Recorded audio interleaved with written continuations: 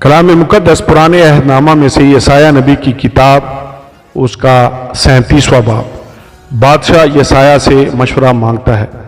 جب حزقیہ بادشاہ نے یہ سنا تو اپنے کپڑے پھاڑے اور ٹاٹ اوڑھ کر خداوند کے گھر میں گیا، اور اس نے گھر کے دیوان الیاکیم اور شبنا منشی اور کاہنوں کے بزرگوں کو ٹاٹ اڑا کر آموس کے بیٹے یسایہ نبی کے پاس بھیجا، اور انہوں نے ان سے کہا کہ حزقیہ یوں کہتا ہے کہ آج کا دن دکھ اور ملامت اور توہین کا دن ہے، کیونکہ بچے پیدا ہونے پر ہیں اور ولادت کی طاقت نہیں۔ شاید خداوند تیرا خدا ربشاکی کی باتیں سنے گا، جسے اس کے آقا شاہ اسور نے بھیجا ہے کہ زندہ خدا کی توہین کرے، اور جو باتیں خداوند تیرے خدا نے سنی ان پر وہ ملامت کرے گا۔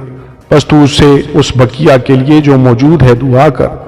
پس حزقیہ بادشاہ کے ملازم یسایہ کے پاس آئے، اور یسایہ نے ان سے کہا، تم اپنے آقا سے یوں کہنا کہ خداوند یوں فرماتا ہے کہ تو ان باتوں سے جو تو نے سنی ہے، جن سے شاہ اسور کے ملازموں نے میری تکفیر کی ہے، ہراساں نہ ہو۔ دیکھ، میں اس پر ایک روح ڈال دوں گا، اور وہ ایک افواہ سن کر اپنے ملک کو لوٹ جائے گا، اور میں اسے اسی کے ملک میں تلوار سے مروا ڈالوں گا۔ اسوری دوبارہ دھمکی دیتے ہیں۔ سو ربشاکی لوٹ گیا، اور اس نے شاہ اسور کو لبنا سے لڑتے پایا، کیونکہ اس نے سنا تھا کہ وہ لکیس سے چلا گیا ہے، اور اس نے کوش کے بادشاہ ترہاکا کی بابت سنا کہ وہ تجھ سے لڑنے کو نکلا ہے۔ اور جب اس نے یہ سنا تو حزقیہ کے پاس ایلچی بھیجے اور کہا، شاہ یہودا حزقیہ سے یوں کہنا کہ تیرا خدا جس پر تیرا بھروسہ ہے تجھے یہ کہہ کر فریب نہ دے کہ یروشلم شاہ اسور کے قبضہ میں نہ کیا جائے گا۔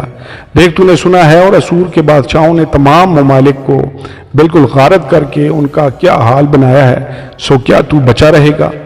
کیا ان قوموں کے دیوتاؤں نے ان کو، یعنی جوزان اور ہاران اور رصف اور بنی عدن کو، جو تلساب تھے جن کو ہمارے باپ دادا نے ہلاک کیا، چھڑایا؟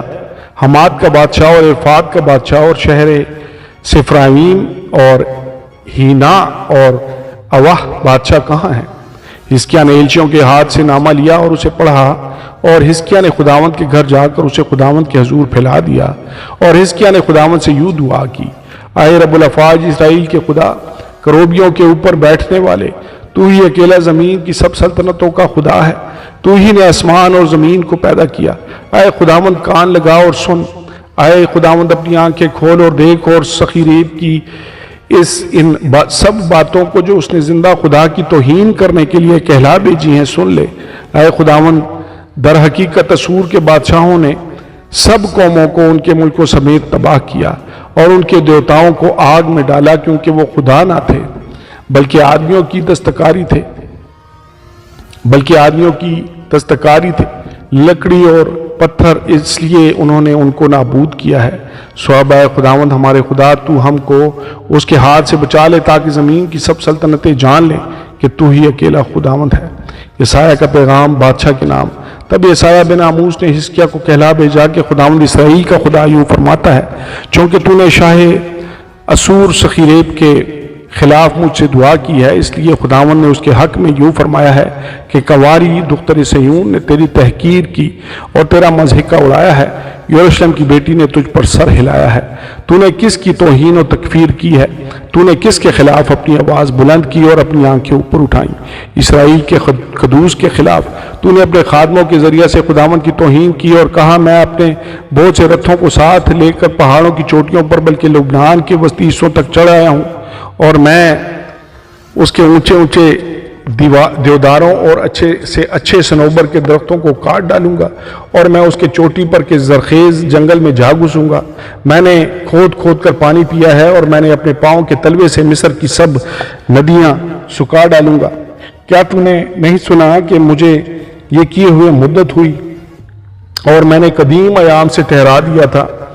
اب میں نے اسی کو پورا کیا ہے کہ تو فصیلدار شہروں کو اجاڑ کر کھنڈر بنا دینے کے لیے برپا ہو۔ اسی سبب سے ان کے باشندے کمزور ہوئے اور گھبرا گئے، شرمندہ ہوئے، وہ میدان کی گھاس اور پود، چھتوں پر کی گھاس اور کھیت کے اناج کی مانند ہو گئے جو ابھی بڑا نہ ہو۔ لیکن میں تیری نشست اور آمد و رفت اور تیرا مجھ پر جھنجھلانا جانتا ہوں۔ تیرے مجھ پر جھنجھلانے کے سبب سے اور اس لیے کہ تیرا گھمنڈ میرے کانوں تک پہنچا ہے، میں اپنی نکیل تیری ناک میں اور اپنی لگام تیرے منہ میں ڈالوں گا، اور تو جس راہ سے آیا ہے میں تجھے اسی راہ سے واپس لوٹا دوں گا۔ اور تیرے لیے یہ نشان ہوگا کہ تم اس سال وہ چیزیں جو از خود اگتی ہیں اور دوسرے سال وہ چیزیں جو ان سے پیدا ہوں کھاؤ گے، اور تیسرے سال تم بونا اور کاٹنا اور پاکستان لگا کر ان کا پل کھانا۔